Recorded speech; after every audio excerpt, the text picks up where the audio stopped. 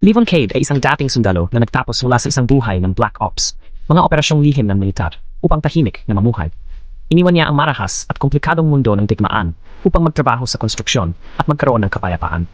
Habang siya ay unti-unting nagkakaroon ng normal na buhay, nakahanap siya ng bagong pamilya sa kanyang trabaho, lalo na ang anak ng kanyang boss, isang dalagang palangiti, mabait, at nakababatang kapatid na ang turing niya.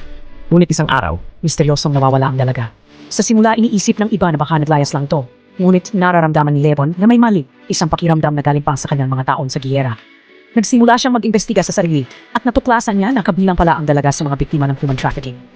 Habang sinusundan niya ang mga bakas, napunta siya sa isang mabuhay at mapanganib na mundo. Mga sindikato, underground crime rings, at mga taong may koneksyon sa gobyerno at kapulisan. Hindi lang ito isang simpleng kaso ng kidnapping. Isang malalim na korupsyon sa lipunan ang nabubunyag habang patuloy siya sa paghahanap. Pinilit siyang bumalik sa kanyang madilim na nakaraan bilang isang elite soldier.